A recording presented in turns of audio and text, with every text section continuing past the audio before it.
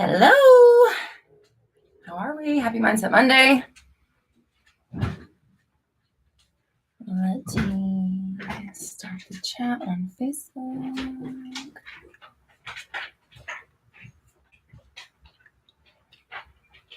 How's everyone doing?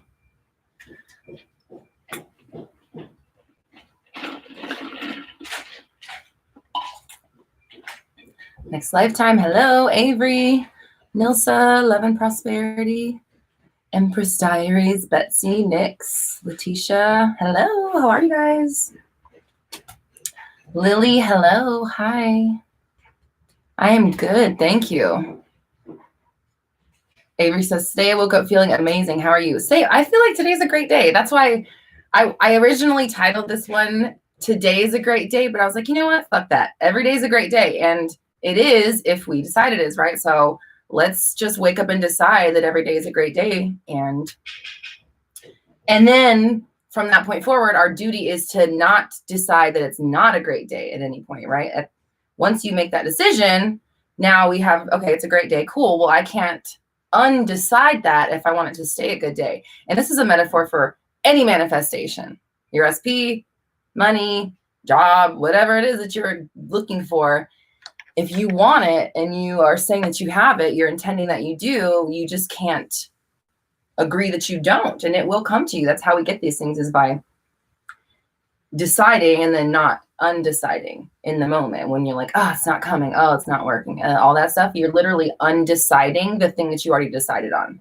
So that was actually one of the good gems that we got from the Everyone Is You Pushed Out Mastermind. I felt like one thing that really kept coming up was that actually two things I really learned. One is that everybody's process is different, and like things work for some people and not for others. And I even uncovered something I've been saying that's limiting is like, don't worry about time. Don't bring time into it. Because for me, not having a deadline, just like sending it off and letting it go, makes things come the fastest for me. But we had someone on G, actually, he was saying that in his world, everything comes to him within like 2 weeks. So he has a rule. He sets his own rules. And we just thought it was really cool. Like everybody kind of had their own ideas of what they could and couldn't do, obviously. But when you have everybody coming together and like speaking up about it at one time, it was like, that was something that was very apparent to me that I learned, was that everybody's different. Your process is different. So I'm going to really try to avoid putting, like, at least being like a disclaimer, like, this is my process. This is what works for me, because I did learn that, you know, maybe for me, it does work to when we talk about time crunches, the best way for me to get something in a time crunch is not need it in a time crunch. The time goes away and then it comes to me right away. Some people are able to say, no, that will come by this time, because everything in my life comes by this time. And if you can adhere to your own rules, then you get to live by them, right? You get to live in that world. It's when you don't adhere to your own rules that you don't live in that world. You slip up and your world slips.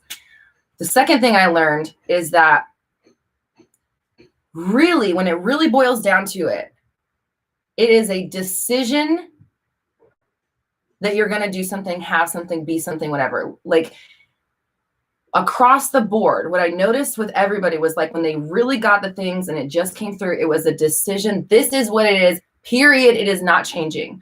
And more importantly, what I was just kind of saying a few minutes ago, if you just joined in, is that not only do you make the decision, but you have to make sure that you don't undecide that in the moment by like agreeing that it's not here yet.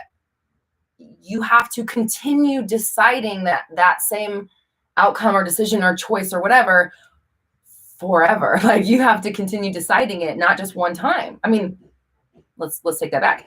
Some people can't. You can't just make that one time, send it off, and it's done. But if it comes back up in your mind the old way, or the fears start to slip through, you have to redecide again in that moment. No, it's this. It is this, period.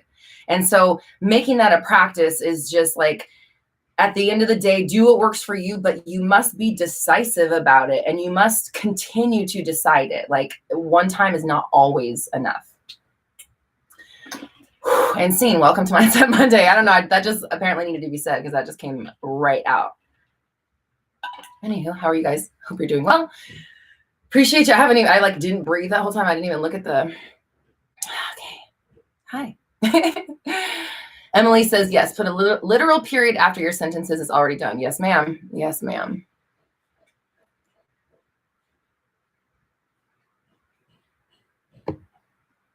Ashblog says, I leave in a 45 hours from manifesting and declared it. So you have like a time limit. You say, okay, within 45 hours, it's going to manifest. Cool. Like you can decide these things for yourself. It's just that you must adhere to them up here. And then more importantly, let's say that maybe something doesn't come through. You have to really be diligent about not reacting and affirming that it's not working. Like it just is happening no matter what. Like for me, see, this is where my gray area comes in here, because I would be like, okay, so how are we going to react to this? What are we going to say? I mean, not that it's an issue, but like, that's where my mind goes, is like, okay, so what are we going to say if it doesn't come through within that amount of time? So when you set your own rules, if you can adhere to them and believe them and then not react, if like, say something doesn't, like, let's just throw this random euphemism out, the exception to the rule, right? There's always an exception to the rule. When you encounter that exception, can you deal with it and like take it in stride? Can you deal with it with grace and not like freak out and just, fuck, what's going on, blah, blah, blah, not affirm and just continue on about your way and know that it's going to unfold either way, no matter what. Okay. Renee says, I love you so much. Thank you. I appreciate you. Thank you for changing my life. You've done that. How can I stop thinking about a third party? I know my SP and I are soulmates, but I feel like I'm stuck on thinking about the third party and I don't know why. Okay. I mean, what do you mean you don't know why? Like, to have something that you really care about threatened, of course you're going to be like thinking about it. Like, that's human. So who fucking cares? Get the like punishing yourself. Like, why are you doing this? Like that kind of stuff. Who cares? You're a human being. Of course you're doing it. You have every right to want to protect what's yours. And maybe that's something we work on as far as like ego death and like that kind of shit, like, understanding that you're not separate from anything. And so therefore all that crap, right? We're evolving into that. But where we are right in this moment is that you need to understand that your feelings are valid, allow yourself to feel them, but also do the work of getting out of your mind, getting it out of your mind, getting out of your mind. Like it doesn't matter what the thing is that's in there. You have to continually rewrite that story over and over and over if you are not like adhering to it yet, or if you have yet to convince yourself that it's not a big problem, or that it's already done, or it's out of the way, it's already been taken care of. You have to continue telling that story until you accept it. So this is kind of what I was just talking about having like, sometimes you can just send something off one time and it's fine. Other times you have to continue to decide that outcome every single time it is questioned, because you're questioning it and you need to remind yourself, no, we already decided that this is fine and everything's being taken care of. We're good here. And if it comes back up again, you have to keep doing that, because you want to get the last word of, no, we're good here. Everything's fine. That's to be in that place. I have found in my practice is very powerful. And that's when things just come through automatically. I don't have to like do much for it. Just like stay focused. So anything on your mind that you don't like, a story you're telling that you don't want to live out anymore, you need to be conscious of every time you start to tell it, because that's when you're manifesting it again. So notice when you're telling it and then make yourself stop. That goes for anything. Tiffany, thank you so much. I appreciate your donation. Of course, that's going straight to the Yemen Foundation. If you'd like to donate directly, the link is GoFundMe.com/Roxy Talks Yemen Relief. Pretty sure that's what it is. I'm sorry. It's been like a week since I said that link out loud. And if not, it's in the bios and stuff. You can also donate through the chat here. So Tiffany, thank you so much. I appreciate you. That's going straight to the fund. Okay. And she says, hey, the mastermind was dope. Thank you. Thank you. So I was so appreciate it. It was so nice to like have that much FaceTime with you, since we talk so much on the chats here. She said, staying on deciding. Does that apply to forgiveness, or is forgiveness something that needs to be worked through and feeling the feelings, etc.? Thank you so much. You're amazing. You are amazing. Okay. I think that goes hand in hand with just what we were just talking about with this last question. Like, does that apply to forgiveness? Of course, absolutely. The decision to forgive is a decision. Now, sometimes you The best way that I think is like, sometimes we forget. Sometimes I forgot I'm over that. Sometimes I forgot that I forgave something, and it takes a minute. And you're like, oh, wait, yeah. Hold on, I am over that. So, okay, fine. Who cares? Like, we don't want to punish ourselves for these things. We're trying to figure this out. Like, like punishment, learning, how do I say this? Behavioral therapy, with like negative reinforcement does not work as good as positive reinforcement does. So giving ourselves positive reinforcement, or at least letting ourselves off the hook for you're learning. So letting yourself slip up, or, forget that you already decided, or forget that we fixed that thing. That's okay. I do that all the time. It's just, when I remember, oh yeah, I remember, now we do that. It's this now. You just intend it in that moment, and that's what it is now. So, or decide, you can use those words interchangeably. So is forgiveness something that needs to be worked through, and feeling the feelings, etc.? So I think this is a case-by-case basis, and this goes for pretty much any manifestation. Just like we were saying, like sometimes you can send that decision off one time and it's a done deal. Other times, oh, I forgot that I decided that already. I forgot that I fixed that, dealt with it, decided it was dealt with, or whatever whatever the issue is that we're talking about. Sometimes you can send it off once. Sometimes it does take hammering it in and hammering it in and hammering it in. So for those things, yes, we hammer them in. We work through them. And forgiveness is not about the other person. It's about you. It's about unburdening yourself, So it's not like you can forgive somebody and still like accept that they've done what they've done, but understand that it doesn't change you or where you're going or your path or anything like that. Like you're still whatever it is that you want to do. So working on forgiveness is about, understanding that there's no separation. You are whatever it is that you are trying to forgive. So being gentle with yourself, being gentle, and again, not saying that it's okay, whatever happened to you, but understanding that whoever perpetrated whatever onto you is also a human being trying to figure all this stuff out with their own host of issues. So I'm going to butcher this. It's not I can't direct quote it right now, but I know Aaron Abke talks about, like seeing the humanity, the pain, or seeing the pain that caused them to act that way, like seeing them as that, like in a loving way, seeing the hurt as for what it is just like someone trying to figure out how to heal. I mean, again, it's on you. This is like your deal. So whatever works for you. But if you can forgive something in the moment and you're good to go, then great. If you have to work at it, then great, work at it. That's, it's just that we just do what we do. So don't make it into something that's hard or hold yourself to too high of a standard. Just keep doing it, just keep at it. And thank you for your donation. I appreciate you. Danielle, thank you so much for your donation. That's going straight to the Yemen Relief Fund. Okay. She says, SP and I have been hooking up, and now he's being hot and cold. I want to get back to constant communication with him and not feel on edge that he won't reply. Okay, well, right there, you just answered your question. Feeling on edge that he won't reply. So what's the story here? I'm on edge because normally in these situations, he does not reply. So you have an expectation that this guy is going to ghost you, whatever, cold you, whatever we call it. So that's where we need to be looking. You need to be really, honestly, like, in my personal experience, having to believe what it is I'm telling myself is not like part of the process. Like it doesn't need to happen. I don't need to believe it. I'm convincing of myself of it every single time the thought comes up in my mind. The same way that we convince ourselves that he's not going to call, or that there is another person. The same way we have this idea of like, what's going on over there? You're convincing yourself slowly there's a problem in your relationship, and then it slowly becomes one.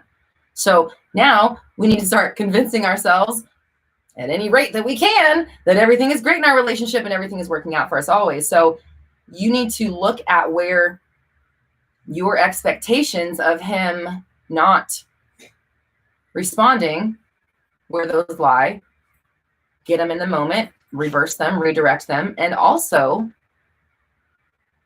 look at your own patterns, what's going on underlying with this expectation of losing what you have, or being taken away from you.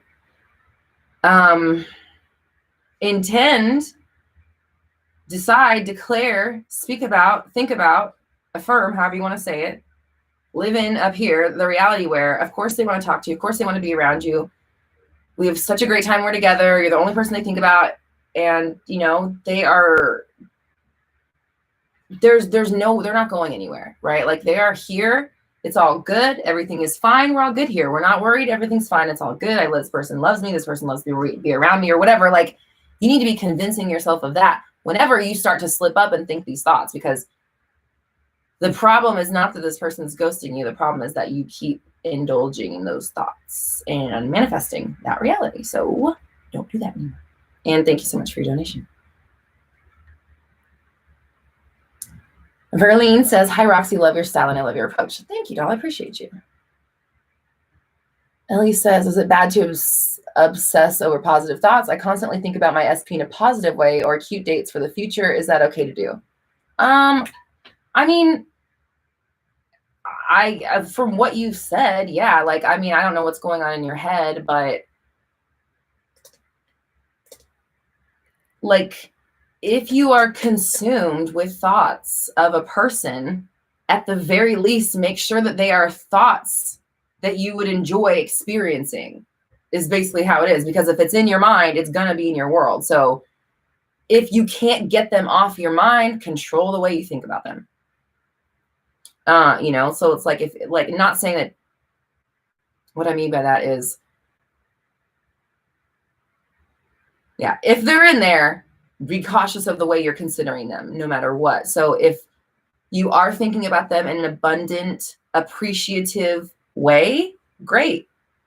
If you're thinking about it in a lack, you know, full way, then that's where the issue would be. But, you know, it's not about the fact they're on your mind. It's the way that they're in your mind, right? Like the quality of the thought. So that's just, again, these are my personal learnings and experiences. What has worked absolutely best for me and just like literally turned my whole life around was just like, okay, if all these thoughts are impressing, then I can't think shitty things about the stuff I don't like anymore, because that's impressing and it's remanifesting. It's, you know, it's a fucking math equation. It's a very simple math equation. We are smart enough to use the internet. We are smart enough to be here. So like, you can do this and realize like, okay, if I indulge, no matter how I am feeling, it does not matter how you feel. Feel it with your body. Feel, not think it. Don't think your problems. Feel them, okay? Don't think your emotions. Feel your emotions. I have never said that out loud before. That is completely something that needed to be said.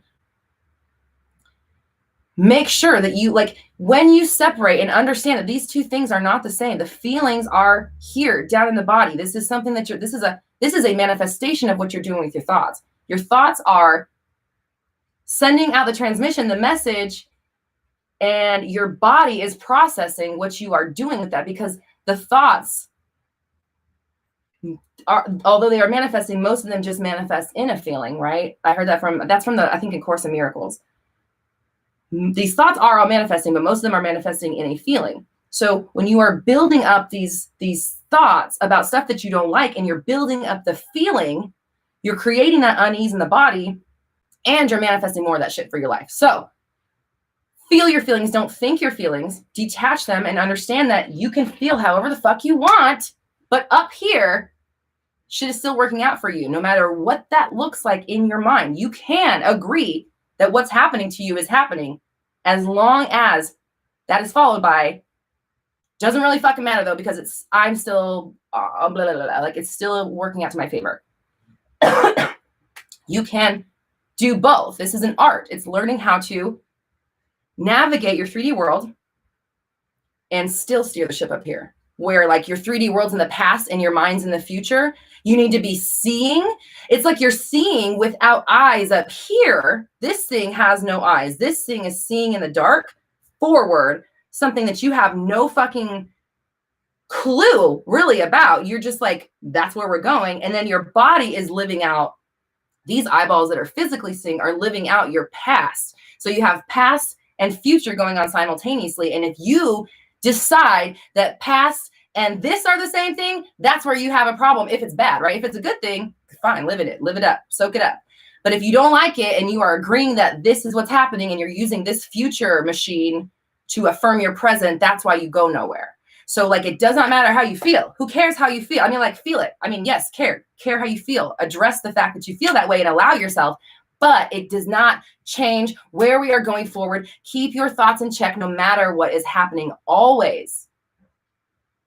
And that's what's worked for me.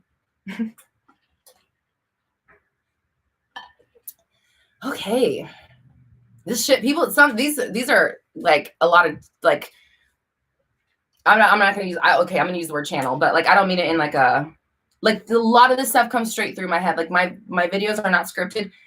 They're just like, it is just ramblings and the information is just like in there. And once it's like ready to come out, it just comes out. And like, I noticed on a session recently, I had a session, it was my first session in like 2 weeks. And I had this backlog of analogies and they were just like one after another, after another, after another. And I was like, oh shit, these things have been like waiting at the fucking door for me to open it. And they just all came through. So I know this information is like, I'm here to spread this information. I know that. Like, I've always known I was here to share a message. When I was younger, I always thought it was through music. I didn't know what the message was. I just knew I was supposed to speak to the masses. Like, it was just very obvious. And now it's like, here's why.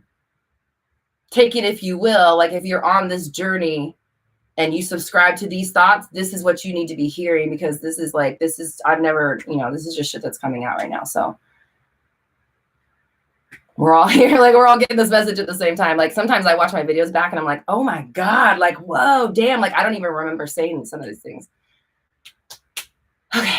Ash, thank you, doll. She says, thanks for helping me. You are original. I appreciate you. And I know you're here always being supportive and leaving comments, and I see you and I appreciate you and I love you, and thank you for being here, and thank you for your donation that's going to the Yemen Foundation.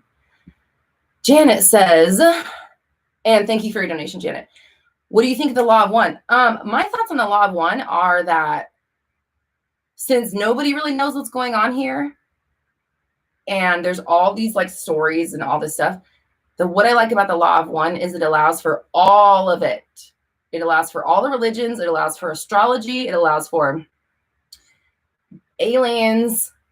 It allows for manifestation. It really fits all, like, it allows for the Big Bang. Like, it really just like allows everything to fit, and still it makes it all make sense at the same time. So for me, I kind of divert to that when it comes to like spiritual type questions, that like stuff I don't have the answer to. I just like divert to that simply because it fucking covers all of it. So it allows for all of those things to not contradict each other, which is what I like about it. And because I think it's like, who's to say whose religion's right or wrong? They're all the fucking same anyway. So there's got to be some truth to it, right? A little bit at least.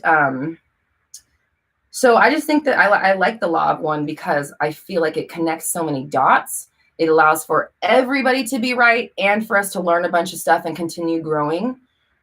So yeah, fucking, yep. That's how I feel about it. Thank you for your donation.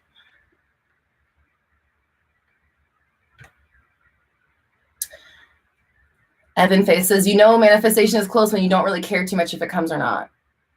Yeah. And I mean, like that feeling overall is really, for me, what has been like the ticket that, like, I don't want to call it apathy, but more just like a fucking, yeah, cool, man. Because I already have everything I need. So I am always communicating. I have everything I need. That keeps me from needing anything. It keeps me from having to want or desire anything for too long at all, because I have everything I need. So if I want something, and if I have everything I want, let's put them all together, it's got to come through because I have everything I want. So if I want that thing, then I must already have it. So like it's like convincing yourself to live like this. And the thing about it's interesting is like people will want to live all day talking shit to themselves, indulging in their bullshit, indulging in their insecurities, but it's too hard to try to control that and not live that way. Are you kidding? No. Like, it is not delusional, again, to choose a higher quality thought when you have the option. It's delusional to not. It's delusional to sit there and trash yourself when you have one body You have one. You only get this one in this lifetime. That's one of the things that Earth does not, that is like like something that you can't manifest yourself out of, that I know of so far, right? Maybe you can. But as far as I know, you get this and this is it. You can come back, but you're not in this life anymore. It's something new. So to think that it's a smarter idea to travel around trashing the fucking vessel you're in versus taking care of it is fucking amateur and immature. And that's all I'm going to say about that. Okay, what do we got? Magical Goddess, I love your name here, says, how do I detach from the outcome? Okay, so detaching. I think that detaching, first of all, is kind of an art. It's all an art, right? It's practicing how to be okay with something while it's on its way. Patience. Oh, I said something in the group chat the other day. What patience is, what the fuck was it? Patience is currency. I think I'm gonna, did I write it down? Oh, I did. Patience is a currency. It really is, because if you can allow something to be, the universe to take care of it in the best possible way, it comes about in the best possible way. So if you wait, just like, I'm not saying wait forever, but you wait with the knowing that it's happening, so you don't have to do anything. Kind of like, when you order food, I could make myself a Beyond Burger at home, but if I go somewhere to have it made, I understand that they are making it and it will be ready when they are done making it. I can't do anything to make it come faster. I can't go back there like, hello, where's my burger? Like, no, that's not gonna make it cook faster. So detaching is about patience, and at the core of it, it is about not allowing yourself to indulge in the absence of it while it's not here yet. So detaching maybe is not just like, I let it go and we're done. If you can do that, great. Like I said earlier, there's some things you can and some things you can't. So if you can do it with that, awesome. If you can't, which obviously we're in that situation right now, we're looking at it, it's not so easy so far, then we need to be constantly working on it. So you need to be reminding yourself that when you are, sorry, I just got distracted by a text message. When you are thinking about the thing, you have to talk to yourself in a way that's like, it's already here, it's already coming, it's on its way, I'm waiting for it, it's already, meaning like I'm waiting because it's coming. Like if you're waiting for something, that implies that something is coming. If you weren't waiting, then, if you were, if it wasn't coming, you wouldn't be waiting for it. So just remind yourself, it's already taken care of, it's already on its way, blah, blah, blah, whatever this thing is we're talking about. Detaching is not always a one-time deal. Sometimes it is a convincing yourself that you have to, that it's already on its way or it's taken care of. Just like it's like the same answer over and over for today's questions. Like, it's very much, sometimes you can make the decision once and send it off. Sometimes you don't believe it yet, or whatever the thing is that's keeping you in the way, keeping it away from you. So if that's the case and you've sent it off and your doubts are still popping up or whatever, that's fine, but you just have to address them. If you listen to them, that's when it becomes an issue. But if every single time a doubt pops up, no, we're cool over here, then you stay, we're cool over here, we have everything we need, it's on its way, I'm not worried about it. And that's how you continue to get it. So don't think of detaching always as this, it's not just this one-time thing we do and then we're done. Sometimes you need to detach and then detach and then detach and then detach and then detach, because sometimes you attach yourself right back to it. So if you find yourself attached, de-fucking-attach it right away. It's just like, it's a practice. Again, if you can do it in the moment, immediate, send it off, great. If you can't, then get at it. Like, just like anything, sometimes we're good at stuff and sometimes we have to work at it. Keep working at it.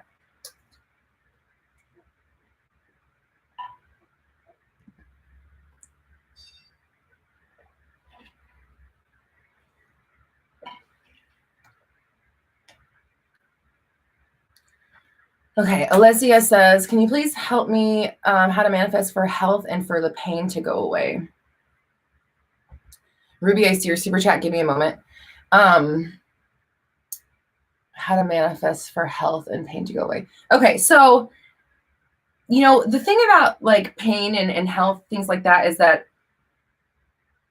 we tend to attach them to our thing, like our story, like, hello, my name is, I've told this to my assistant Rylan, hello, my name is health problems, or whatever it is. Hello, my name is, I'm not going to say anything. I'm not going to go there, but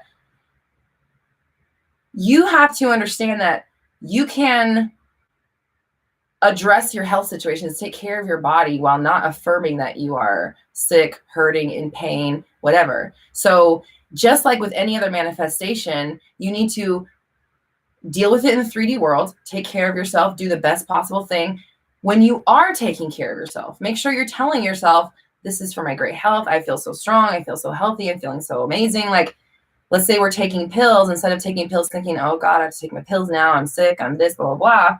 These are my health fucking like life force. I'm so healthy. I'm so strong. Like, change the story about what you're doing while you are taking care of your body. Okay. Also, when you are in pain, for me, I've been conditioning myself to like affirm the opposite. So I've talked about this, like when I got Botox, I was like getting filler in February, and like 30 minutes of needles in your face, because I was so trained at this, I just kept thinking the whole time, this feels great. I like this. This feels great. I like this.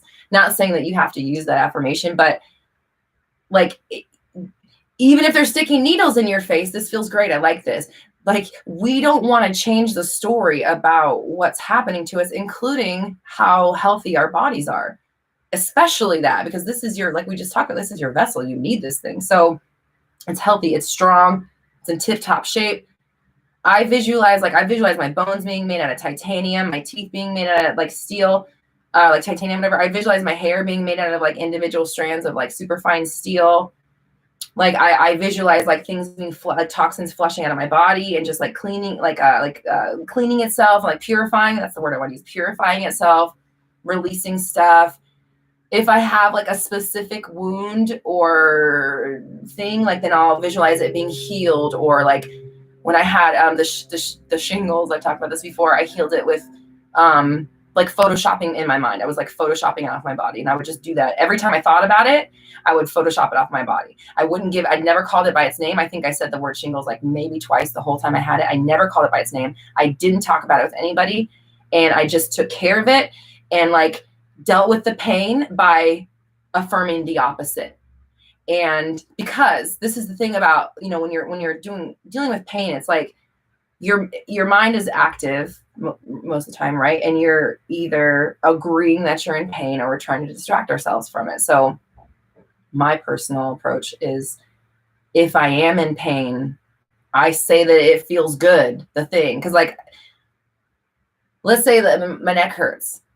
How many times a day I want to say my neck hurts is a lot. So I'm just like, my neck feels so good. And even if it's like, maybe it's laced with, I know I'm lying, it doesn't matter, because I'm not going to indulge myself. And if that's part of the practice. So no matter how I'm feeling, I feel good. It feels great. I feel amazing, because that's the only fucking story we're telling here, you know? So take care of your body physically, just like we were talking about with the emotions. Allow your body to process what it's doing. The body's got to do what it's got to do. But up here, this is the future machine. This needs to drive the ship into health and safety land, basically.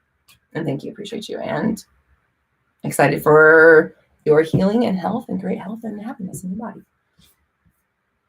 Okay, Ruby. I want to make sure I got all these. Okay, I think I have everybody's. And Corey, I'll get you next. Thank you. Ruby, thank you so much for your donation. That's going straight to the Yemen Relief Fund. Says, I want to manifest my SP to come live with me. Okay, so start acting like somebody who's having someone move in with you. Meaning, is your place ready for someone to come live?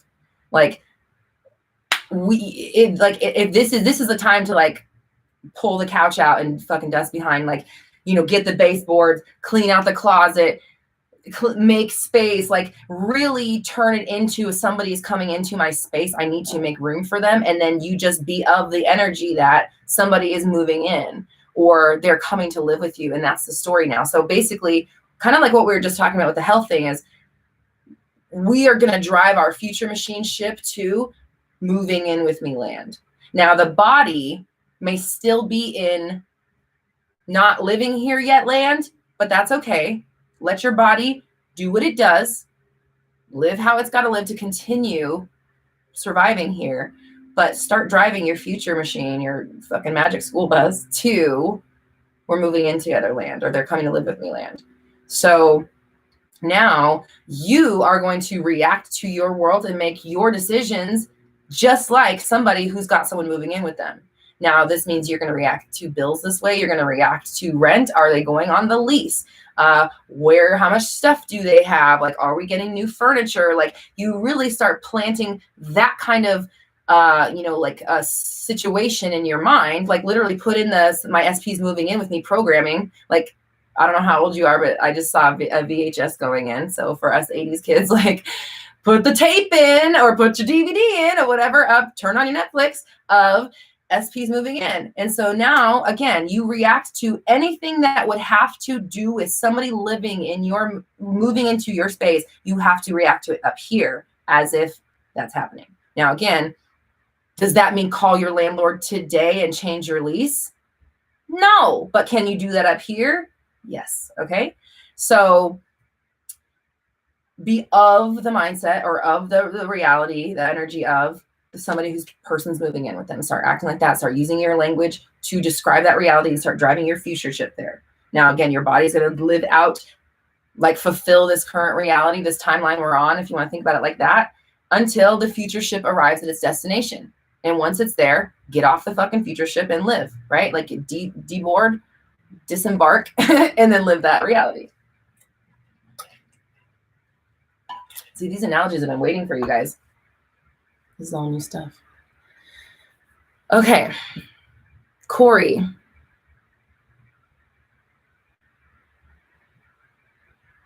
Yeah, Corey, send me. Okay, yeah. So my old website might still be up. I apologize about that. I'll fix that right now. Send a chat to my website, please, roxytalks.com, and my assistant will get you taken care of. Thank you. And thank you for your donation. That's going to go straight to Yemen. Okay. Anna says, how to manifest SP long distance relationship after brutal breakup. Okay. All right. First things first. Oh, yeah? What should they do first? What does that mean? Oh, okay. All right, there you go. There's your answer. Thank you. All right, who's next? I'm just kidding. Okay, so are you coming or what? Okay. So how to manifest SP long distance after brutal breakup. First things first, my intuition is just saying, like, you dealing with these emotions and allowing yourself to heal is going to be probably important. The fact that we're describing it as brutal, like,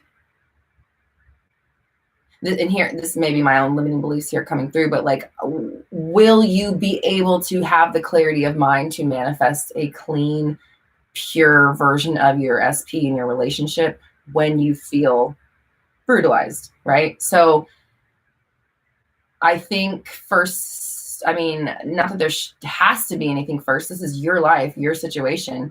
I would just say, like, take care of you first. Like, let yourself be hurt if you need to physically, like, feel the emotions, process them. But up here, it's all working out. It's okay. Everything's fine. Best case scenario, it's going to work out for you. You're going to get there. You're going to get through it. You're feeling better every single day. You're working on it. It doesn't mean anything is over. It doesn't mean anything bad. Just like, talking yourself through it while you're allowing yourself to process it. And then I would say, from when you feel more clarity in your situation, that's when, personally, again, this is my own personal advice, I would maybe focus on. It's not that you can't. I just feel like, it's like, so let's say this, like, even if let's say you did manifest them, you being around them right now, like, if they're not fully in the new story because you're still, like, dealing with it, it's liable to like, you can react really bad. they might say something that makes you feel even worse. Like it just, I feel like the ground is too shaky. If you're describing it as brutal still, then that to me, just from off of just one sentence, tells me that you're not quite over it enough to have a clean slate when you're manifesting. That's kind of my opinion on that. So not that you can't, it's just like you might just end up re-victimizing, re-brutalizing yourself, quite frankly. So just, be really careful with that. And just allow yourself to feel what you got to feel, but still know that it's working out for you. So clean the thoughts up while you're doing this and be conscious of what you're doing. Okay. Glitterfied, thank you so much for your donation. Says, love your videos. I appreciate you. Thank you. And your donation's going straight to the Yemen Relief.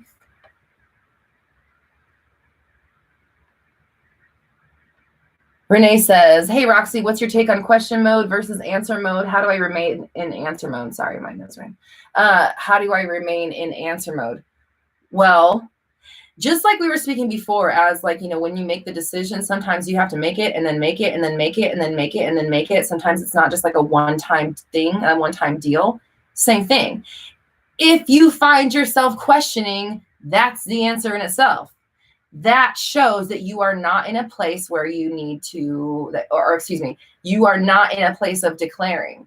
If you are questioning something, you are not taking the control of the situation and saying, oh, actually, no, it is this. So like my answer to, or my solution to how do you get in the question mode or answer mode is to pay attention and listen to yourself. Am I questioning my ability, what's going to happen, the outcome, where it is, when is it coming, my faith, the universe's ability to bring it to me, any of that shit? If you're questioning it, that's your answer right there. To get into answer mode, shut that question down and say, you know what? No, actually, no, this is what it is. It's blah, blah, blah. Or the answer is going to come to me. Or I'm not really worried about that. It's being taken care of. Or something that's declarative, something that is like, nah, I'm in control here. Just kidding. Like you always want to go back to that. It doesn't really matter what the answer is. It doesn't even matter if you have the answer. You just intend that you do, or that it's coming or whatever, just to shut the question itself down.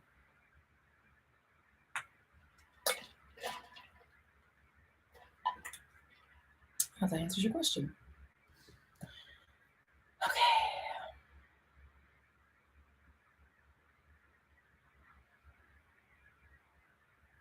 Takeda, how long does it take for a new belief to be reflected back onto you in your external reality? That's on you. How long does it take you? Like, okay, let's talk about this. So I've heard some people say like 48 hours. I think actually, hold on. I think I said that. I think I said that on the SP chat, or I'm sorry, the Everyone Is You Pushed Out chat. I said, for me, when I fire something off, and it's like one of those instant ones, usually it takes like 48 hours is pretty good for like just like a turnaround, which is maybe 48 to 72 hours. But I've also heard some people say like, 2 weeks. It's just like, there's no fucking number is my point. So like, it's like, you have to just let it be what's happening. And instead of wondering, when do you start to see it reflected, start saying you see it reflected back. Do you get what I'm saying? Like, what's really underlying here in all of this stuff is that the question you're asking does not matter. It's the fact that you're asking it, and the words, like, what are you asking, right? So when you're asking, how long does it take for new reflected or whatever to be reflected back to you, that tells me this is somebody who is indulging in lack and wondering when and how and noticing that it's not here. So you want to take every single moment that you are feeling this, like, how long, when, how come, like, what is blah, blah, blah, and turn it into, I see shit every day. They come true, blah, blah, blah. I'm not worried. It's always happening in my world, or whatever. You got to shut that down. It's just like, it's just check, realize what you're asking. What am I actually asking here? And then tell yourself that you already have the solution. That's really what we need to do, instead of like worrying about the answer. The answer will come to you if you allow it to come through, but you're blocking it by letting the question swirl around.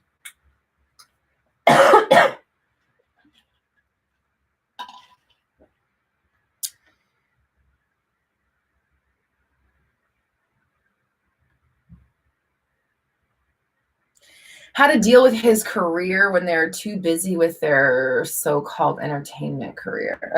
Okay. Here's the deal, girl. Feel you, love you.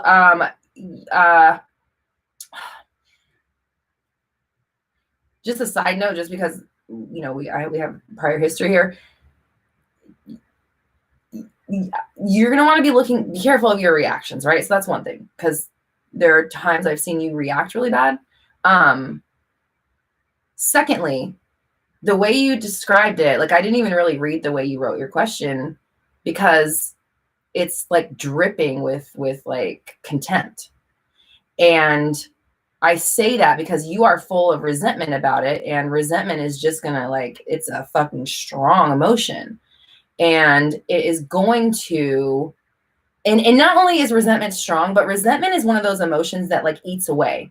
It's like an underlying problem. It's something that builds and builds and builds and builds. So you right now, with that sentence that you just said, and then just me knowing sometimes how you react to things, that's where you're going to want to look. Like you really have to get a hold of the story you're telling, because you are telling the story that his career is more important than you right now. Like that's what you just said. So, and the world's adhering to it. Remember, your body is in the past and your brain is driving a future machine or a future ship or the magic school bus, the future school bus, whatever you want to call it. So when you allow your past, what your body is doing, to dictate what you do with this, you don't go to future land. You stay in past land. You stay where you are. So if you have that much resentment over what this person is doing, you are not telling a good enough story for yourself right now. You are allowing your 3D world to continue the narration, and it does not have that power. You have it. So you're taking an observation and turning it into a manifestation. You don't need to do that. You have to get a hold of this story, and you have to continue telling it to yourself no matter what. So he makes time for you. You're the most important person in his life. He may have a career where he is entertaining other people, but you always come first, and he never lets you forget that. He always shows how important you are to him. That story must be it, period, no matter what he's doing. And if he does the opposite, you cannot freak out and react like that, right? Like you have to, nope, I don't care what happens in my 3D world. That's the past. That's old shit. It is working out right now. We are on our way, or whatever, girl. Like when you tell a new story, you have to adhere to it. You are the director of the movie. So it's like you're rewriting a script, and then the rest of the cast, they want to play the new part that you wrote for them, but you are going off the old script, and then you're expecting them to play the new one, but you are directing them off the old script. So pick one. Which is it? Is it the new script or the old script? Pick that new script and do not sway. Don't deviate from it. That is it now from then on. So you cannot react to him as if he is old script version. Otherwise, you go right back to that old script. So pick one, pick the new script, and then keep picking it and keep picking it and keep picking it and keep picking it. Same thing as this. Everything is the same today. The same answer to every single question. You decide it, and then you keep deciding it, and you keep deciding it, and you decide it in every single moment, every time you feel like you've undecided it. Every single time. This is a practice and a discipline, and when you do it, in my experience, it serves you very well. And your world just falls into place that way. Once your future ship gets to its destination, oh shit, this works. Like you just keep driving till you get there. Don't stop driving. If we haven't reached our destination, don't get out of the car. Maybe take a pit stop, take a, go to the bathroom, stretch your legs or whatever, but you get back in and you keep driving.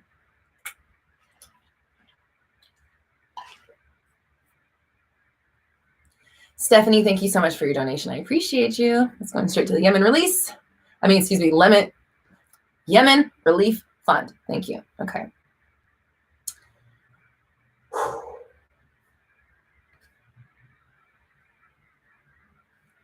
Vivian, thank you so much for your donation. She says, every time I go to ask a question, I realize I already have the answer. So instead, I just want to thank you. I appreciate your videos. You're so sweet. And thank you for your donation. And you are absolutely right. All you literally, you just did it right there. I go to ask a question. I'm like, you know what? I already have the answer. That's all you need. That's all you need for the answer to come through. You don't actually need the answer. You just need to say that you do. And then don't unsay it. And if you do unsay it, then re-say it.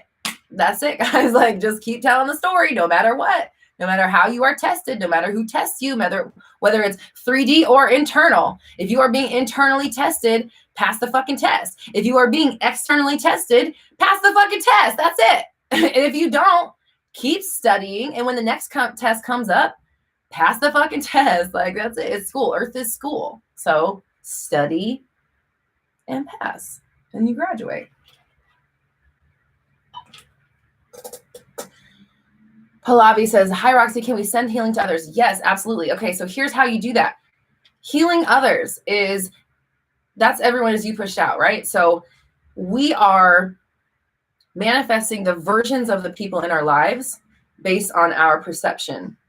That has to do with, it's basically kind of like, if you really want to like dumb it down super, super, super, super basic, you have the observer effect, the quantum physics observer effect, with the many worlds theory, okay? These two things combined allow you to select any reality, any version of any person, any situation, including yourself, that you want. So if you have people in your life right now who are not healthy or who are whatever, you must no longer define them that way. Earlier when I was talking about, hello, my name is health problems, it's not that you have that name tag on them, they have that name tag on them.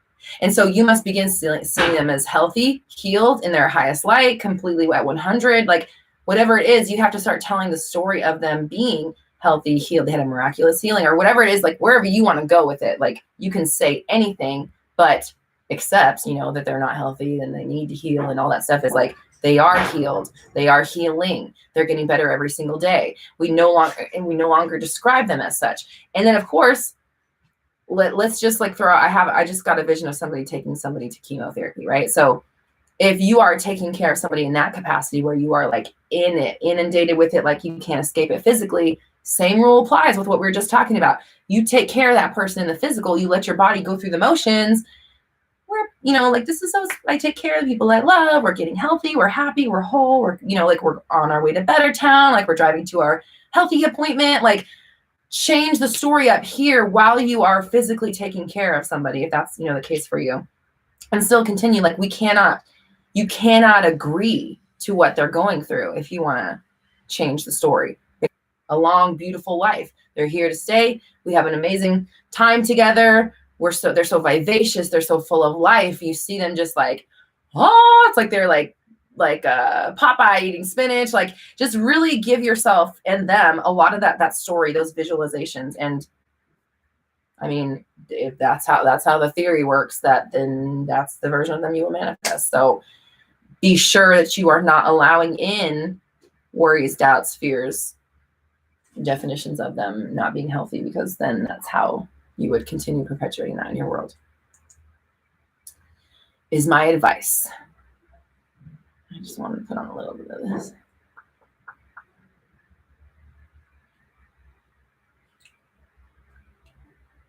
Everybody's wondering, since you'll probably ask, dose of colors. This is Dolly. How perfect. Okay.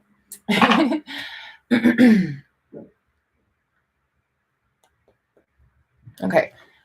Verlene says, hi, Roxy. Oh, sorry. We have a super chat. I just wanted to address that real fast. Oh, no. Nope. Never mind. Just kidding. Okay. Verlene says, how do you control conversations regarding manifestations, especially with family and friends familiar with 3D circumstances? Okay. So kind of piggybacking off of the last story. Same go, like, people are going to live out the story that we assign to them. So if your friends and family have the I cross boundaries and talk about shit that you don't want and bring up your 3D circumstances, name tag on them, then they're going to continue to do that. So first things first is we have to stop expecting them to do that. We have to not fear talking to them or like tense up. We have to just intend that they only talk about stuff we like. They're super considerate. They're always respectful of your boundaries and your blah, blah, blah, blah. And they're always on board. They're the biggest cheerleaders. Sorry, I have literal construction going on next door. So, I'm banging around fucking 2x4s and shit. Where was this question? So first things first, yeah. So stop deciding that they are going to do that. Stop describing them that way. And then secondly, start intending, like, on your sorry, that was the first thing. Yeah, start intending on the back end that they are respectful. You can script about it if you want. They always respect your boundaries. They only talk about stuff that you want to talk about, stuff like that. And then, or they get it, they're on board. Let's say that give them manifestation if you want. Like there's a bunch of stuff that you can do. Like give them, fucking show them a Roxy Talks video. Like you can intend that they understand you no matter what. They understand me. They get it. They get where I'm coming from. They're on board. They see this. They see the same way I do. We're all good here. Something like that. That's your choice. And then also, you have to, while we're driving to Future Town, right, in our magic school bus, our body is still in here town, past town. So if you are living out a situation where your body is experiencing past town and you've rewritten them to be supportive and only talk about stuff that you want to talk about, but in your physical body, they are saying things that you don't want to talk about up here, you must be doing the damage control. Yep, they get it. They totally only talk about stuff I want to talk about. They're very respectful. Like, I'm so glad I can talk to them. I'm so glad I can trust them. And then you tell stories that, in my personal opinion, keep you neutral. Yeah, we're working on it. We're figuring it out. It's all good. No, I'm good. I'm dealing with it. I decided I'm not going to talk negatively about it. I'm just trying to work on me. I'm trying to focus on me. I'm trying to figure out what it is that I need out of life, or what the fuck ever. Divert. Talk about them. Just like get off the subject. Be coy. Play neutral. And then keep doing the damage control up here. That's my advice for that. Raina, thank you so much for your donation. That's so kind of you. That's going to go straight to the Yemen Relief. She says, not sure if you believe in witchcraft, bad spirits, being an attractive person. Sometimes people just want to have you by using those methods. How do you protect yourself from all this? Just how to cleanse with a medium. Okay. So here's the thing. If you think you can be taken, then you can, right? If you think that you can be put under a spell, then that leaves you open to God knows what. I don't know. I don't know what's here, what's totally possible and capable on planet Earth. But what I can say is that you can put up a fucking shield or a vault, a fucking drawbridge with a moat, whatever you want energetically in your mind in front of your being, and just like, no, sir, like, we have a bouncer. Like we have rules here. So like you can still intend that. I mean, they could try. If they do, they're going to come in contact with a different version of you, right? That's how I am. It's like, I mean, they could try, but it's not going to be this me. They're not going to get this one. So, I mean, enjoy the other one, I guess. But like that's you set that rule, right? You have to set that rule that it's not possible for you. You're not that version. You could be a version, but you're not that one, not anymore. So if you want to go that route, then put protection on yourself. But I just do that. Like, I do like, call it an energetic condom or whatever, but like, I will separate myself from things mentally. Just like, that's not me. That's just some shit out there. That's not me. That's not this. Whatever is going on out there, just a fucking poof. It's an illusion. I'm not going to be tricked by it. And over here, I make the rules, and the rules are blah, blah, blah, or whatever. Like, you just kind of always set your own boundaries, and then you follow them. You adhere to them. And if the case is that you cannot be swayed, then you can't give into swayful make that word up, swayful thoughts, if that makes sense. If you can't be swayed, then you can't act like you can be swayed, meaning don't fear that you could be, because that would change the story. If I fear I can be swayed, then that means I could be, right? So don't fear that you can be, and then you can't. Right? If that makes sense. And thank you so much for your donation. It's very generous of you. Kobe, thank you so much for your donation. Says, I discovered scripting through you and it's changed my life. Fuck yeah. I quit my job. My YouTube channel pays my bills. Fuck yes. I love this. I also have a business and it's been growing so much. I just signed a lease for my first office. Okay. Round of applause from the whole community. That's amazing. That is fucking amazing. Thank you. Hold on. We're screenshotting. You're going to go in the success video. Like, scripting is so life-changing. It is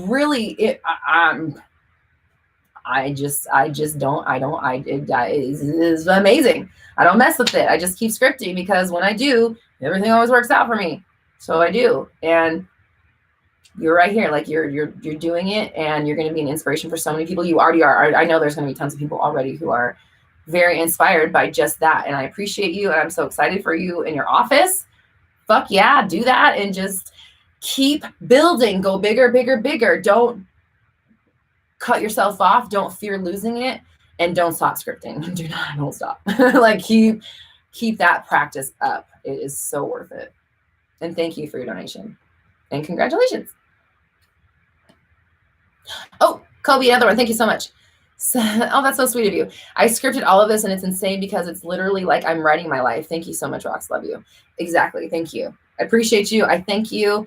That's why I tell people, I'm like, I script the world at night and then I live in it during the day. The world I script at night is the world I live in during the day. So yes, fucking go full force with it. Build your life and then just let it unfold. And it will. You can do this. Thank you so much, Kobe, for just validating that and affirming for everybody that this is 100% possible. I am not an anomaly. I am not special. I just refuse to go down the old roads anymore. That's all. That's it.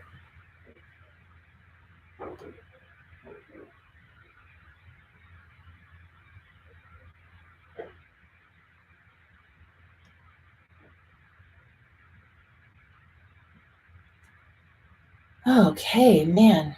I feel like I've been like not breathing for like how long? An hour. Yeah. I'm like out of breath. Let me take a moment.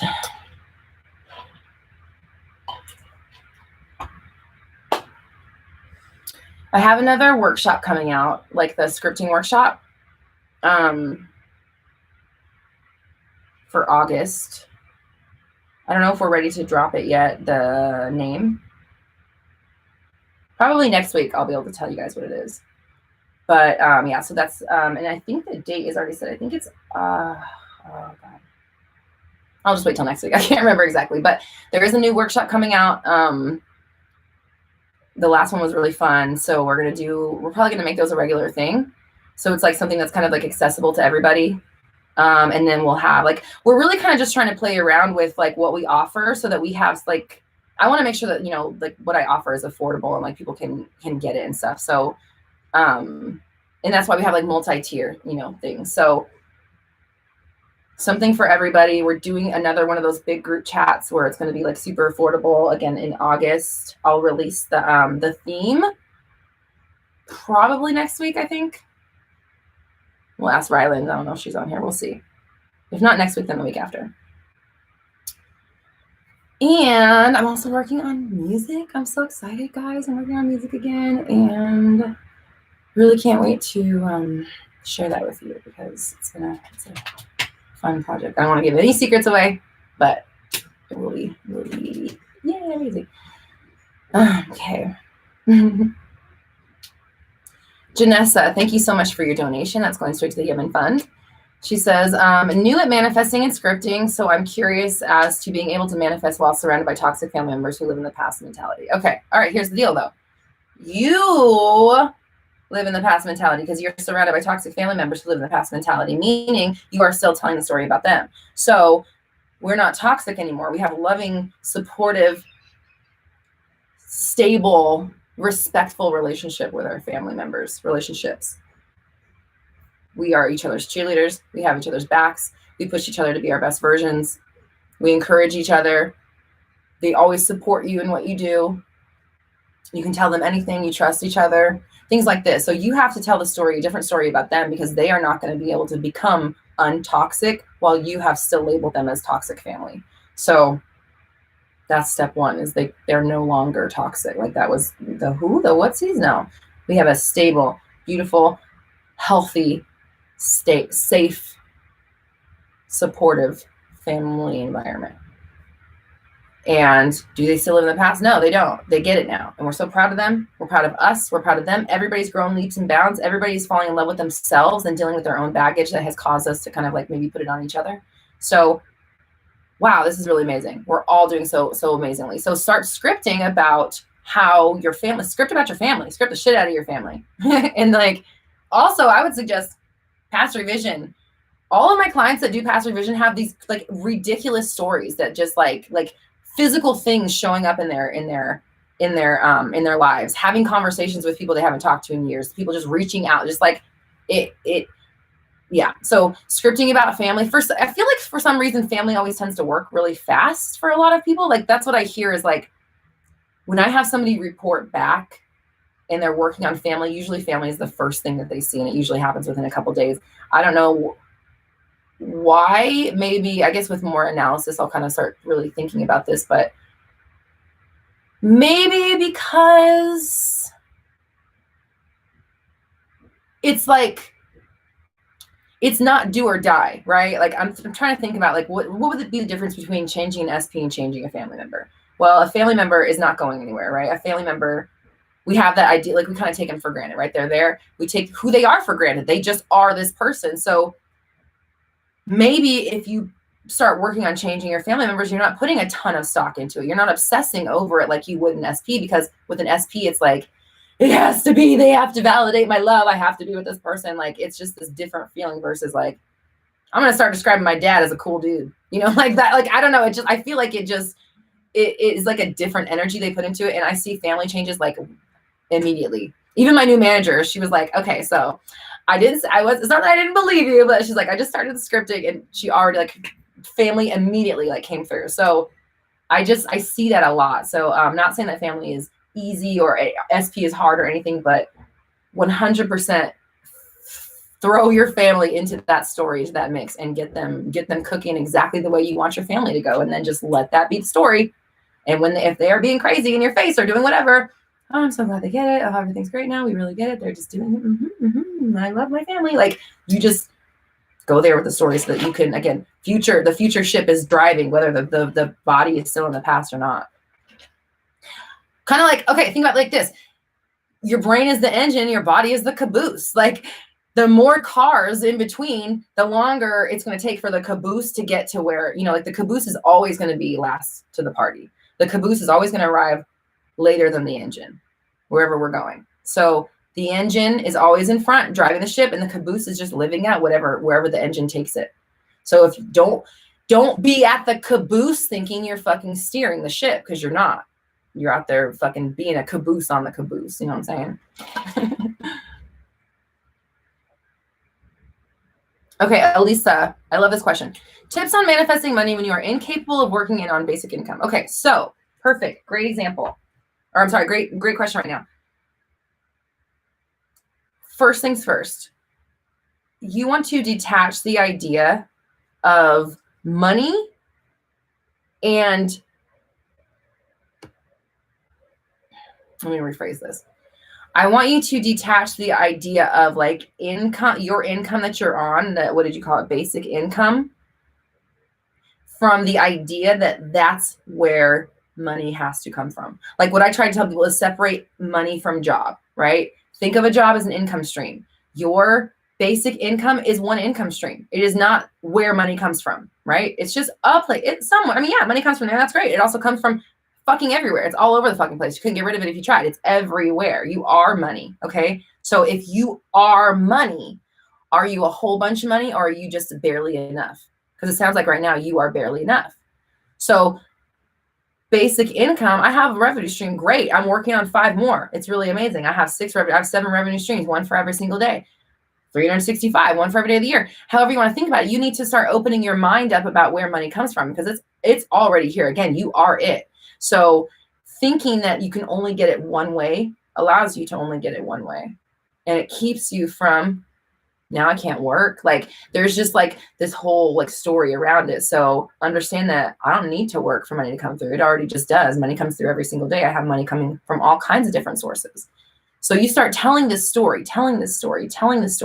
And every single time the topic of money comes up, okay, that's cool, because money comes every single day from all kinds of sources. So I'm happy to talk about it. I'm happy to spend it. I'm happy to use it, because it's always coming through. Now, I'm not saying go out and spend all your money. I'm saying when you do, you act like you could spend it for days. Fuck yeah, hell yeah, take it. Please take it all. Pay the whole thing, pay it all. Buy everybody's.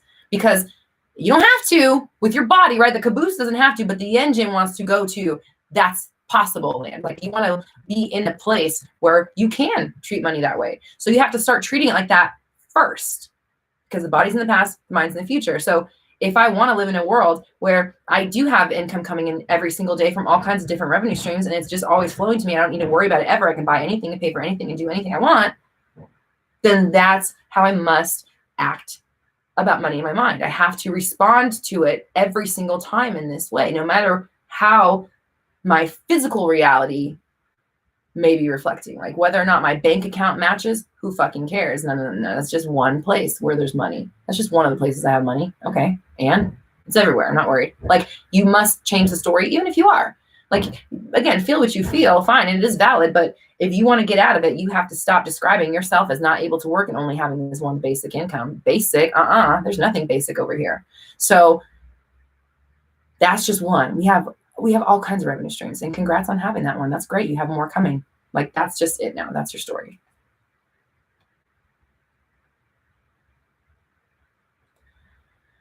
Okay. All right.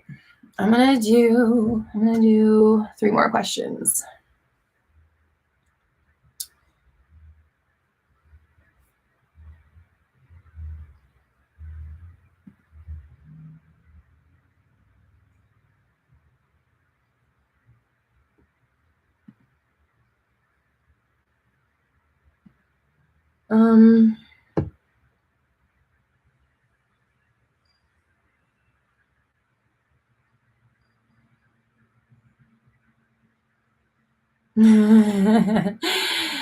Danae says, I asked for a sign today and a bird pooped while I was inside my car.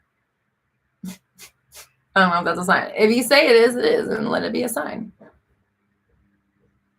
Hey, poop is a manifestation, right? You got manifestations coming at you from every direction. Oh, Nancy says, scripting about your family works. I've done this with my ex-husband. He's now exactly the man I wanted him to be. Fuck yeah.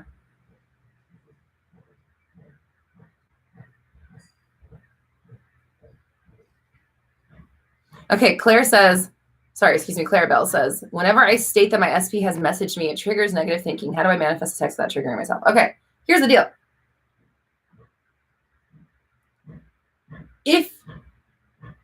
All right, first things first, 2 things. 1, if something is triggering you, okay, fine. What do you do after? Like, just the fact that you've been triggered, okay, the trigger has been pulled, deal with it now. Do you indulge then from that point forward and now we're all fucked because you got triggered, or do you just deal with it and work yourself out of it? So like, if you don't put that much power into your triggers, then they won't have that much power over you. Secondly,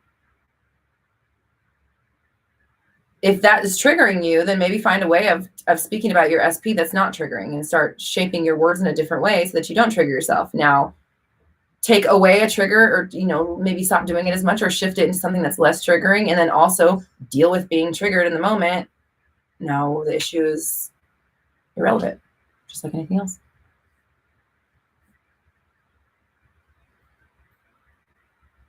When scripting, do we have to put a future date? I don't. I say it is now. Like, this is how it is. This is blah, blah, blah. I'm so glad I have this. Thankful for this. Blah, blah, da, da, da. Like, it is now.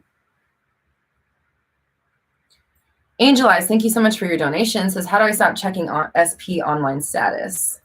Okay, I'm actually talking about social media. That's going to be next Tuesday's video, I think.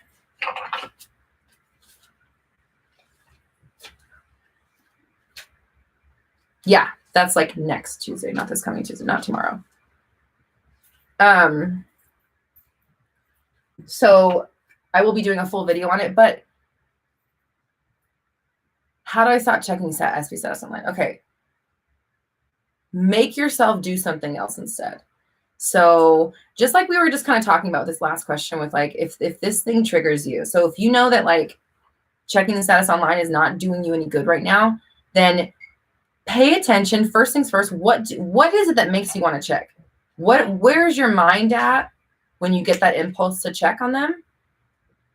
And, kind of like analyze, like, what am I indulging in when I have these feelings?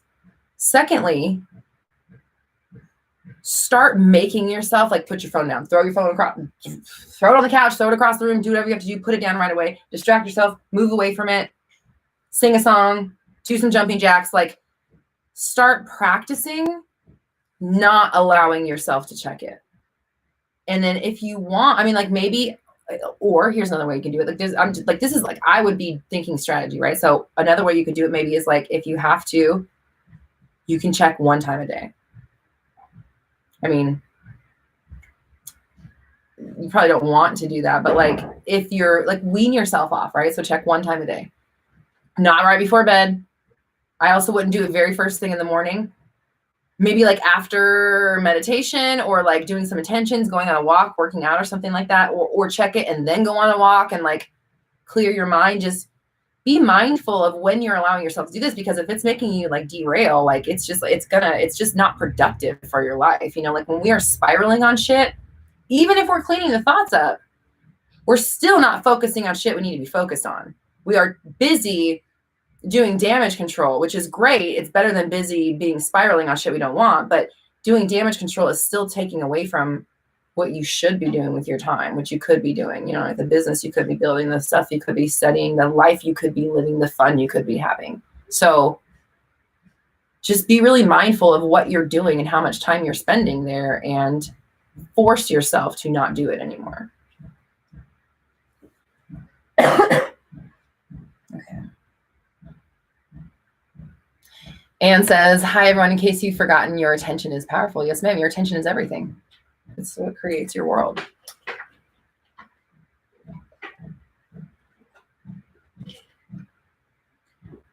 Dabaz says, but I'm easily discouraged. And is there a beginning, or did I just see I think it's just the but.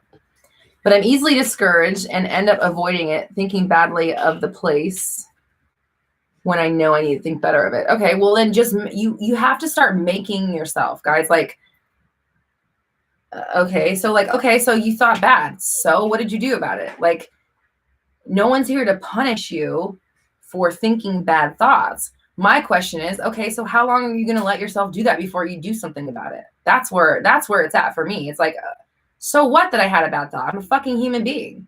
So what? What did I do with it? That's what matters. That's what matters.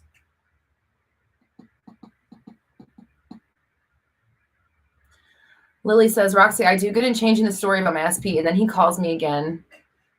Same old story. And I react and we argue again. Should I stop answering him?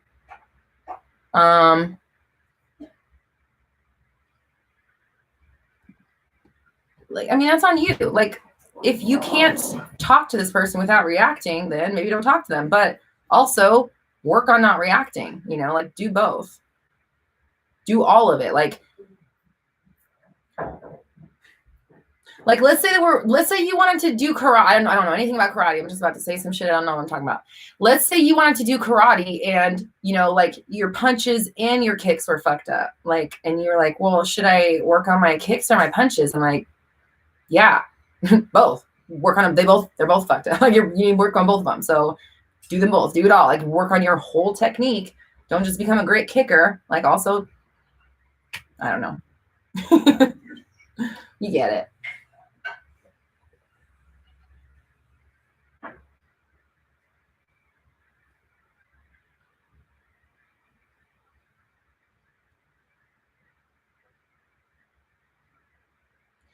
Nancy made the mistake of saying that. Nancy, I feel for you, girl. Nancy made the mistake of saying that she got her SP back even though they were living with a third party, and now everybody is hounding Nancy for answers. And she says, yes, if you go back to Roxy's Mindset Monday from December, you'll see me asking for help, begging. I was so desperate. She told me to change my mentality. Once I detached myself from that, he came around. She said, my SP had moved in with a third party, proposed to her, and I still manifested him back. It is like, listen, guys, nothing is set in stone until you decide it is. Like, and then even that, it's like, so I am the stone. You know, like you don't have to, nothing is ever permanent. It's your own decision. It's always a decision. It always comes down to this decision. And we do it for good and bad things. So recognize how you do it for bad things and then do that same process for good things. Analyze your shit, you guys. Pay attention to what works and what doesn't.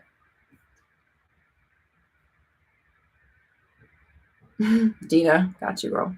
Oh, I didn't even see your compliment before I said that. And then I immediately, you're so sweet. I love you. Thank you.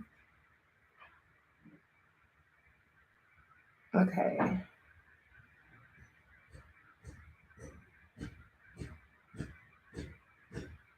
Oh, man. All right, guys. Like, After there's a certain point when these third party questions just get like really heavy, like you are giving it too much attention. Like what did Anne just say? In case you've forgotten, your attention is powerful. If you are consumed with a third party and you are focused more on that than you are with rewriting your own story in your mind, you are giving them more attention than you're giving to yourself and your own new story. And that's why they're still there. So any tips on getting rid of a third party? Yeah, we talk about it all the time. It's all the same. Change the story and then live it out up here. Don't allow yourself, if you have a problem reacting, work on it. If you have a problem recognizing when you're questioning shit, work on it. If you have a problem telling the new story in the moment, work on it. Okay? You have to practice these things and you have to be conscious of the fact that you're doing it, and you have to be willing to change the story every single time, no matter what is happening to you. Until if you keep giving into it, you keep experiencing it. And that's just it. That's it. The answers to all of the questions are always the same. It's the same process. If that's not what you want, then it is not ready for you to react to it yet. You know what? Actually, hold on. I just wrote, Esther Hicks said something the other day that I wrote down. Hold on. Taking score too soon. Taking fucking score too soon. The game's not over yet. So what are you doing? Keep your head in the game and don't let shit sway you, okay? That's what you got to do. And that's all said with love, guys. I yell at you with love.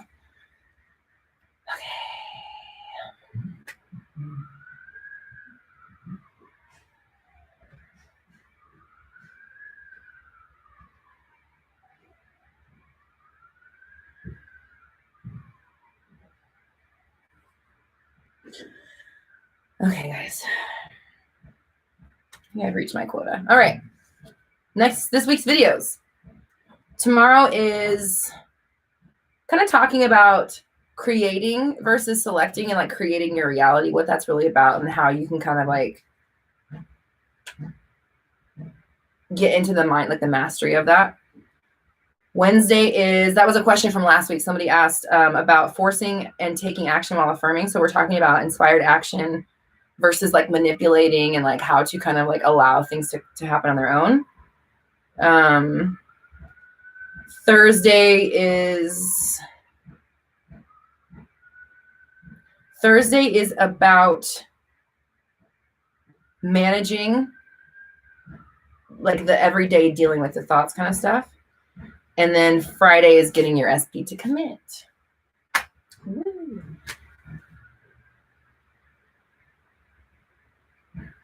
So,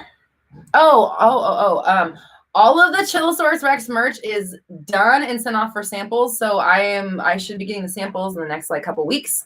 So Chillosaurus Rex is coming. I have face masks coming. I didn't make them for a long time because I didn't want to be profiting off them. Then my husband was like, well, just donate the money. So all of the profits from any face mask that we sell, we're going to donate, because I just like, I know it's like a thing, but I just like feel like scummy, like making money off of it. So, all face mask money will be donated to, I don't know yet. Some sort of current relief. If you guys have suggestions, let me know. And we'll put it there. But yeah, so face masks are coming. Chillosaurus Rex merch is coming. Other stuff is coming down the line. There's going to be a new workshop, kind of like the scripting workshop. It's going to be a different topic this time. Not going to release it just yet. Probably next week we might have the info for you guys and you'll be able to sign up. It's going to be one of the ones that's more like bigger group, so smaller ticket price, but maybe not everyone gets a chance to speak, but we have, we can have like last time we had like 200 people in there. So it's going to be one of those. And again, we're still kind of figuring out like what works, what do people want, how can we serve everybody, keep the ticket prices affordable, and kind of still reach people and stuff. So we're hammering that out. The next one is coming in mid-August. New music is coming. I'm so excited.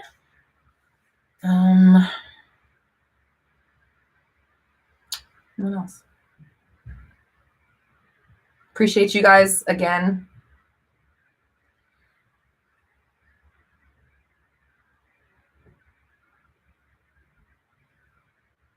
Can I make a makeup video soon? Okay, we'll talk about the skincare though, because okay, let me just for real. I feel like really good today because I started doing the skincare in February. Like when I first got all that Botox, like they set me on this like skincare, all that Botox. I didn't get that much. Like I got in my forehead, but they set me on the skincare that at first started working and then it like gave me cystic acne, and I've never had acne in my life. So it was very like I can't imagine what having acne is like in your teens. Like I'm so glad that when I had it, I was in my 30s, and it's like I'm already married. I may look atrocious, but he's not fucking going anywhere. Like he's still got to look at me. So that like really kind of like I've been dealing with that over the last few months, and literally just this last Friday, like it's been going until like just a few days ago, I got a chemical peel, and that shit like I've never had one before in my life. And so today is like the first time I'm actually like not wearing a full face of makeup again. And like back in the old Mindset Mondays, like in my old apartment, sometimes I watch those and I'm just like, I'm so sad because I have like barely any makeup on. And I was like, oh my God, I look so good. So today, not that anybody fucking cares, but I just felt good today because I'm like, this is like the least amount of makeup I've worn for any filming in like since February. So skincare, I would say get a fucking good chemical peel. I don't know anything about it. I just barely started doing this kind of stuff. So this is my first one, but it just killed like all the shit on my face, thank God. And it's looking great. Shit's just peeling off and I'm just excited. So now I'm probably gonna do like a laser thing next. I don't know. We're working on it, but I don't know. There's skincare. I'm still learning because I just like, not to sound like whatever, but I always had like pretty good skin. So I never really had to do much to it. I never really like did that much skincare. So now like when I had that journey of like, oh shit, what's going on with my face? Now I'm trying to use like better products. So I did get new stuff, but I can't use it for 7 days because I just got that peel. So when I do, if anybody cares, I will update you on my skin journey. But the Xenobaji may work for other people, but it just like fucked me up really bad.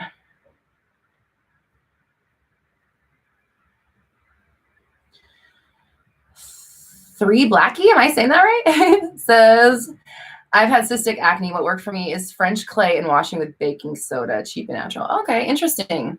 Yeah, I'm having her put me on super low maintenance. I don't like having to do too many steps because then it makes me put off going to bed at night. Like I'll procrastinate going to bed because I know I have like this 20 minutes of fucking shit. So I'll go to bed at like 5 a.m. because I don't want to like do all that stuff.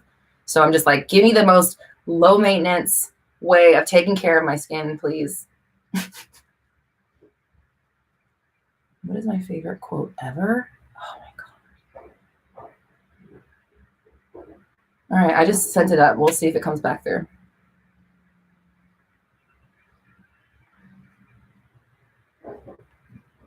Tehui, thank you so much for your compliment. I appreciate you.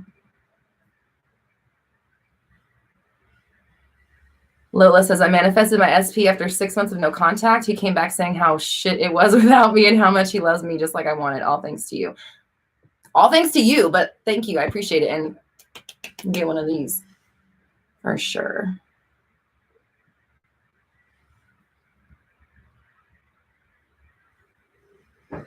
Craig Felicia, please update a manifesting clear skin. Oh yeah, I did that. Okay. I'm glad you said that because I had to stop affirming my, like, it was for a minute there. It was like, oh my God, this is giving me acne. Holy shit, this is giving me acne. I'm getting acne. I have cystic acne. This is giving me acne. Like that was what I was doing, right? Affirming, even though I know.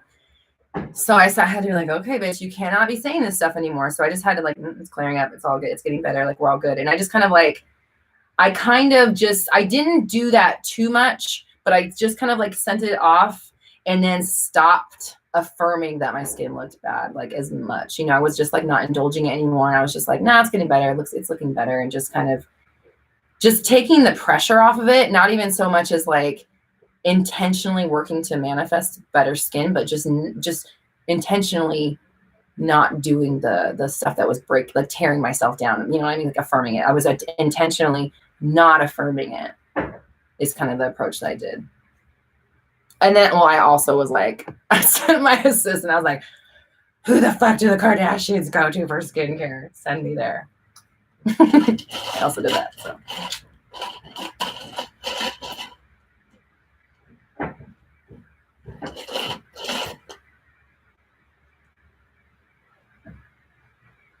Antoinette says, just logged on. If I went to win the lottery, would I be counteracting that manifestation if I'm going to school to earn more money?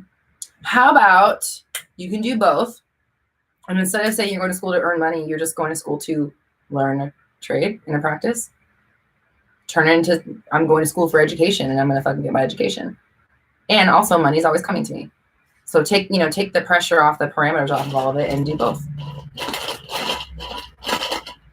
Thank you, Victoria. I appreciate you.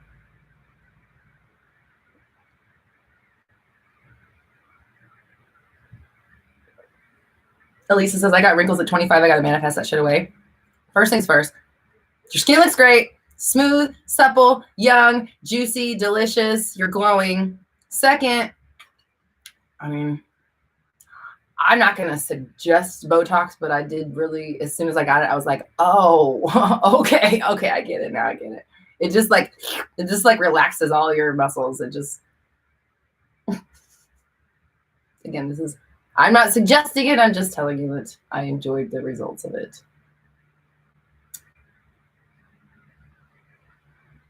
Lakita, I want to make sure I say your name right.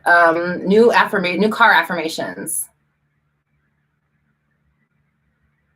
Get a new car. I'm so excited. I have a new car coming to me. Literally start being like somebody who's getting a new car. Now, I mean, I've been manifesting. I mean, I'm not like, I know it'll happen when it happens, but like look on the car websites, look at what you like, figure out what's around you. Just like the same thing with anything. It's like start acting like somebody who is getting a new car. So excited, getting a new car. Just like I'm getting a new car. Can't wait to get my new car. Yeah, my new car's coming. Can't wait to have a new car. Like you're in your old car and you're saying, oh, I love you. I appreciate you. We're moving on up. We're upgrading. We're leveled up. Like let it go with grace and let it know that, you love it and you appreciate it. And it's time to move on. And it's going to go to someone who loves it just as much as you have. Basically, my point is like turn yourself into somebody who's getting a new car and feels great about it. What kind of stuff would you be saying? A new car's coming, can't wait, a new car. Again, you'd be looking at cars, you'd be looking online, right now, probably just looking online. But my point is start acting like somebody that's getting a new car. Don't worry about the money, just let the new car come through. And it will take care of itself. Okay. I know I said that I was going to go, and then I didn't. Okay, I think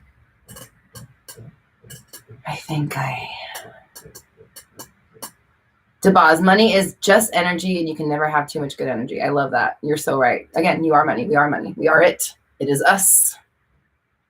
What are my thoughts on eating edibles? It depends on how strong they are. They put me to sleep mostly. But go ahead. All right.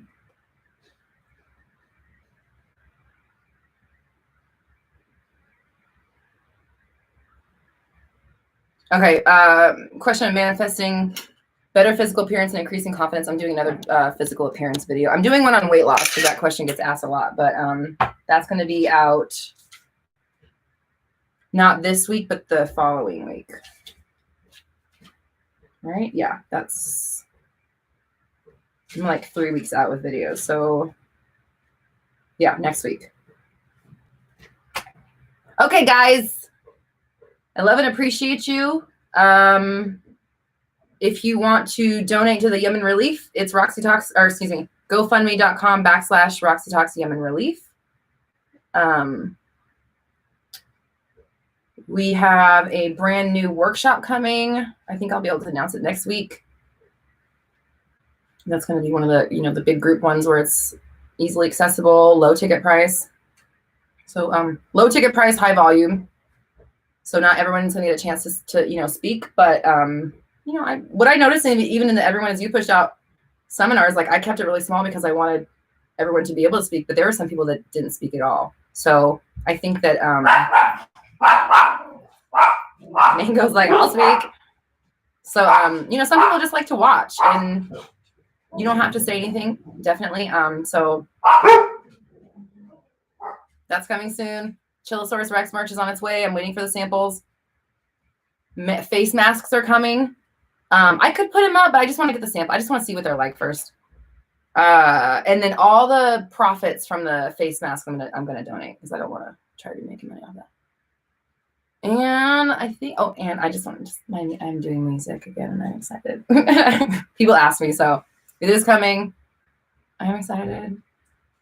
Malachi and I have been just working our little butts off, being little computer nerds, making all music and stuff. So I appreciate you guys. I love you.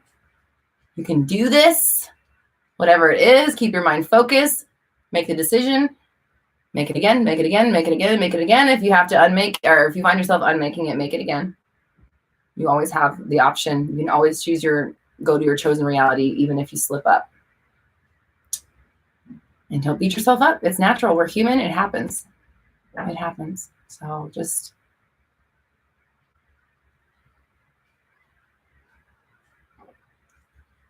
any tips on not getting frustrated when creating music? If you're getting frustrated with something, put it aside and either pick up like a different one, different song, different track, different instrument, different whatever, or put it away for the afternoon. Like if music is your passion, and this for any passion, if that's your passion and you're finding yourself getting frustrated with it, just take a break, because you don't want to start putting that negative energy into like the thing that fulfills you, So like I took 2 years off of like doing music actively. And now it's just like coming back full force. And even like I've been seeing this, like she's kind of like an intuitive therapist. Like she's kind of psychic a little bit. I don't know. It's kind of hard to describe, but she just like tells you like what's going on in your shit. And you're like, oh fuck, that is okay. But she's telling me that the music is like, it needs to come through right now. So it's like ready to come out. So we are just like on it. And just open yourself up. Yeah, don't put too much pressure on yourself. Just do it for the passion and do what makes you as an artist happy, because that's what people want to hear. They want to hear your expression, your interpretation of whatever we're talking about. So be you.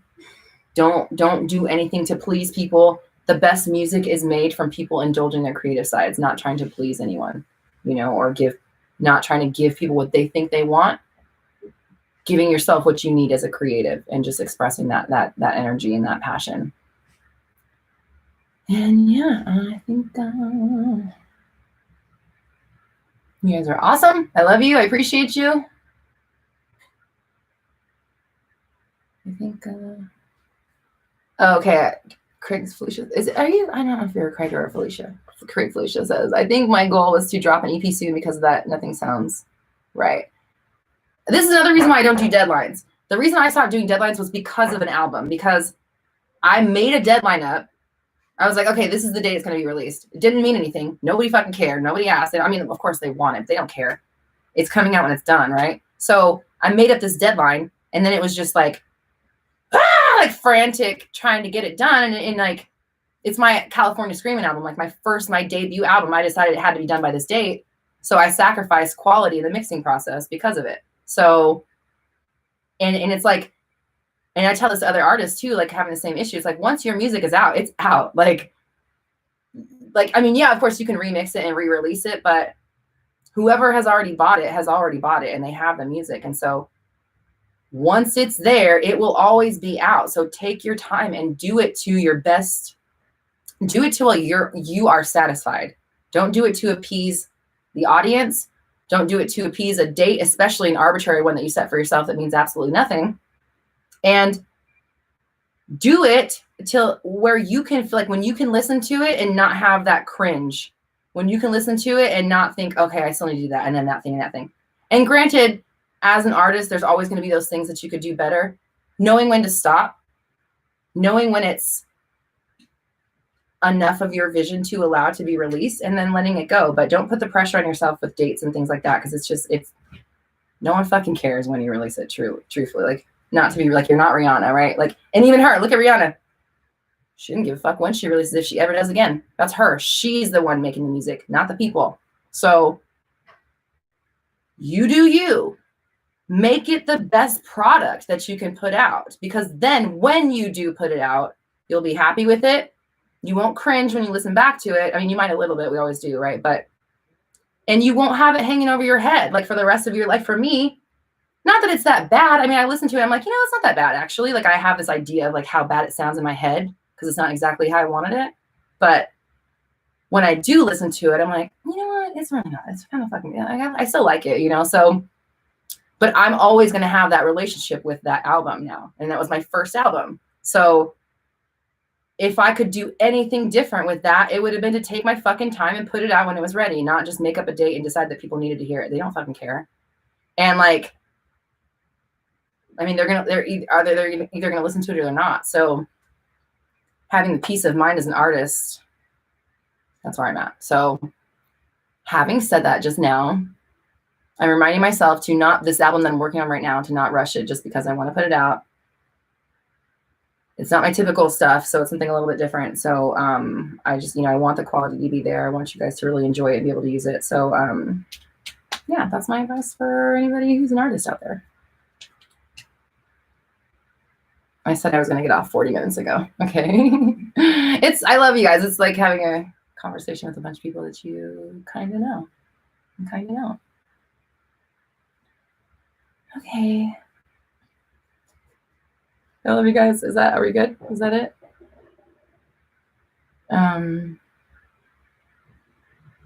Keep your mind open, keep your thoughts pure, allow yourself to be a human, and just do your best. Do your best at being your best. If you react to something, if you get caught slipping, catch your fucking footing and keep moving. You know what I'm saying? Like, it just doesn't matter. There's nothing knocks us off of our path. Nothing knocks us down. Nothing takes us down. Nothing takes us out. No one takes us out, right? So accept us till we're ready to remove ourselves. I'll leave when I'm ready. So that's it. This is your world. Be the fucking architect of it and don't answer to anybody. Answer to you, and that's it. Be strong, be deliberate, and you can fucking do it. Love you guys. See you tomorrow in the chat. And if you'd like to donate to the Yemen Relief, GoFundMe.com/Roxy Talks support. Wait, fuck, no, that's the one. Roxy Talks Yemen Relief. That's the one. Okay. I love you guys. Appreciate you. See you tomorrow. Thank you. Bye. Bye. Bye.